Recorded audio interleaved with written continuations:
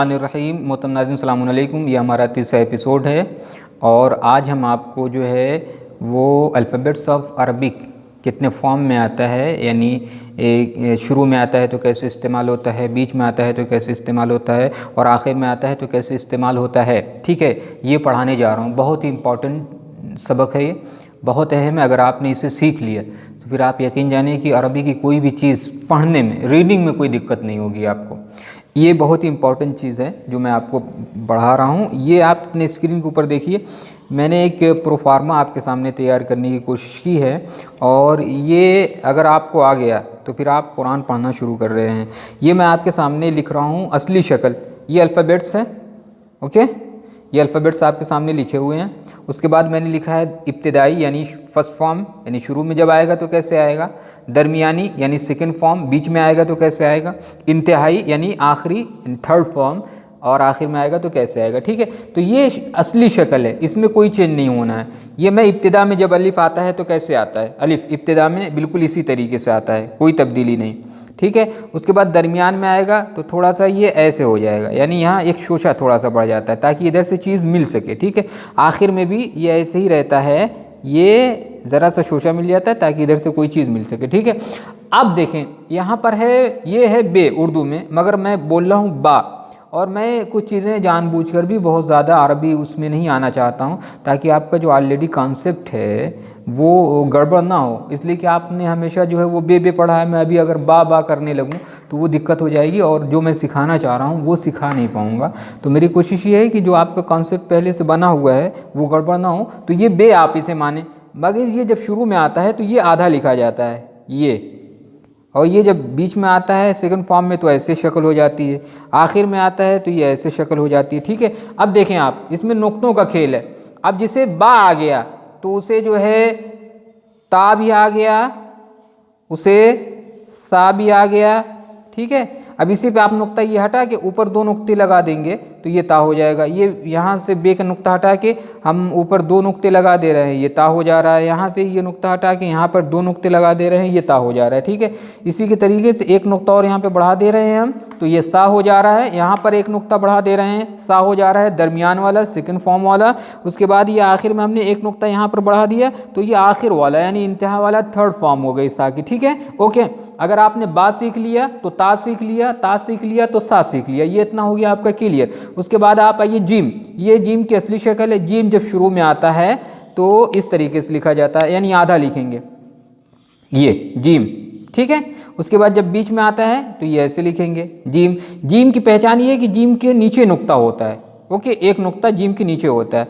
ये जब बीच में आता है इसकी शक्ल ये होती है, और आखिर में आएगा तो इसकी शक्ल ये होगी। ठीक है, अच्छा, ये नुक्ता अगर मैं हटा दे रहा हूँ, ये नुक्ता मैंने हटा दिया, देखिए। ठीक, अब ये क्या हो गया, अब ये हे हो गया, हा। ठीक है, ये शुरू में हा ऐसे आएगा, दरमियान में ऐसे आएगा, और थर्ड फॉर्म में यानी लास्ट में इस तरीके से आएगा। अच्छा, अब चलिए जीम आ गया तो आपको हा आ गया यानी हे आ गया। अब इसी के ऊपर मैं नुक्ता दे रहा हूँ, शुरू में खे इस तरीके से आएगा, दरमियान में खे इस तरीके से आएगा, और आखिर में खा इस तरीके से आएगा। ये देखिए, अगर आपने जीम सीख लिया, हे सीख लिया, हे सीख लिया तो खे सीख लिया। ठीक है, अब आइए दाल। दाल जो है वो शुरू में दाल बिल्कुल इक्वल आती है जैसे आती है। उसके बाद ये दाल ज़रा सा ये शोशा यहाँ आ जाएगा ताकि चीज़ मिल सके, जो पहले इससे पहले जो हर्फ आएगा वो इससे मिल सके। ठीक है, आखिर में भी बिल्कुल इक्वल ही है। अब दाल में और दाल में क्या फ़र्क है, कोई फ़र्क नहीं है, ये बिल्कुल ऐसे ही आएगा, नुक्ता दे दिया जाता है। ठीक है, अच्छा, ये इसी के ऊपर नुक्ता दे देंगे, ये दाल हो जाएगा, इसी के ऊपर नुक्ता दे देंगे, दाल हो जाएगा। इसी तरीके से रा है, रा ये शुरू में ऐसे ही आता है जो उसकी शक्ल है। इसी तरीके से दरमियान में यानी सेकंड फॉर्म में जब आएगा तो ये थोड़ा सा रा ऐसे हो जाता है। ठीक है, ये शोशा आ जाएगा और रा, उसके बाद ये शोशा आ जाएगा और ये आखिर वाला हो जाएगा। ठीक है, अब रा और जा में कोई फ़र्क नहीं है, रा के ऊपर नुक्ता नहीं होता, जा के ऊपर हमने एक नुक्ता दे दिया, ये जा हो गया, ये हमने नुक्ता दे दिया, जा हो गया दरमियान वाला, ये हमने नुक्ता दे दिया, आखिर वाला जा हो गया। बहुत इंपॉर्टेंट है, इसे अपने नोटबुक के ऊपर ज़रूर जो है नोट करेंगे ताकि ये आगे चल के काम आएगा। जब मैं आपको ज़रा सा और आगे ले जाऊँगा ये चीज़ें क्लियर हो जाएंगी आपकी, तो फिर इंशाअल्लाह आपको कुरान पढ़ने में मज़ा आएगा। इसको बहुत ही दिक्कत से आप पढ़ें।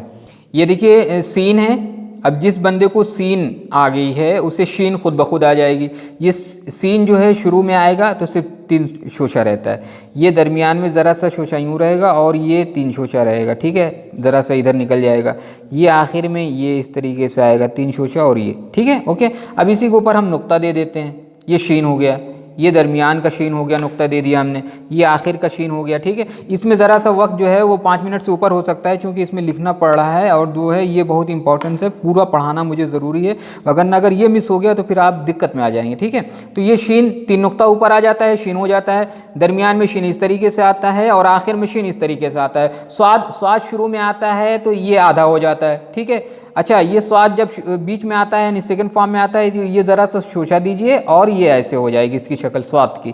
इसी तरीके से जब आखिर में आएगा ये ज़रा सा शोशा और इसके बाद पूरा स्वाद बना दीजिए, ये स्वाद हो गया। अब अगर इसी के ऊपर नुक्ता दे दिया जाता है तो ये दाद हो जा रहा है, ये दरमियान वाला दाद हो जा रहा है, ये आखिर वाला दाद हो जा रहा है, ठीक है। उसके बाद ता शुरू में आएगा तो ऐसे ही लिखा जाता है, दरमियान में जब आता है तो ये ऐसे ज़रा सा शोशा और ये ता हो जाएगा, ठीक है।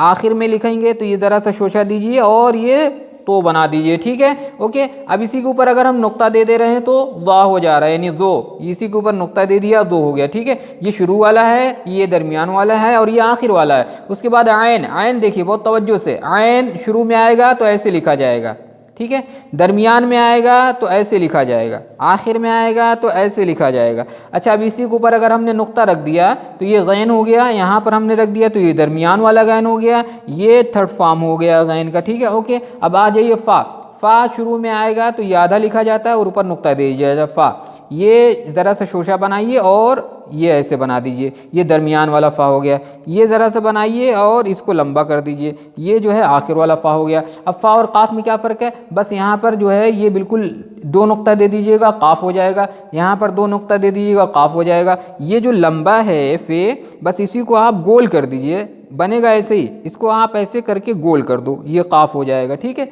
ये बिल्कुल इक्वल है, बहुत आसान है। चलें देखिए, ये बड़ा काफ आपने सीख लिया था, ठीक है। एक काफ और होता है, ये काफ होता है बड़ा वाला, जिस पे नुक्ता आता है वो काफ होता है, ठीक है। ये काफ जब शुरू में आता है तो बिल्कुल इस तरीके से लिखा जाता है, ये बस, ठीक है। उसके बाद दरमियान में आएगा तो ये ऐसे बनाइए और ज़रा सा ये ऐसे छोड़ दीजिए, काफ हो जाएगा। ये आखिर में आएगा पूरा, ठीक है, ये इस तरीके से काफ। उसके बाद लाम शुरू में आएगा तो आधा लिखा जाएगा, ये लाम हो गया, ये दरमियान वाला लाम हो गया और ये आखिर वाला लाम हो गया। मीम जो है शुरू में आएगा तो आधा लिखेंगे ऐसे और उसके बाद बीच में आएगा तो ऐसे, ठीक है, आखिर में आएगा तो पूरा लिख देंगे। ये नून है, ये बे के तरीके से ऊपर नुक्ता दे दिए, नून हो जाएगा, ये नून हो गया और ये जो है अगर मिल के आ रहा है तो ये नून हो जाएगा, ज़रा सा शोशा और नून, ठीक है। वाव ऐसे पूरा लिखिए और उसके बाद जो है ये ज़रा सा यहाँ शोशा दीजिए और वाव लिख दीजिए और ये आखिर में भी ऐसे ही आएगा, ठीक है, ओके। हा शुरू में आएगा तो ऐसे ही लिखा जाएगा, दरमियान में आएगा ज़रा सा शोशा दे के ये ऐसे हो जाता है और आखिर में भी अगर किसी से मिल के आ रहा है तो ऐसे हो जाएगा, ठीक है। ये शुरू में आती है तो यूँ लिखी जाती है और दरमियान में आती है तो यूँ लिखी जाती है और आखिर में आती है तो यूँ लिखी जाती है, एक शोशा और 2 नुक्ता, ठीक है। ये देख लीजिए एक मरतबा फिर से, ये काफ है, ये फर्स्ट फॉर्म है, सेकंड फॉर्म है, थर्ड फॉर्म है।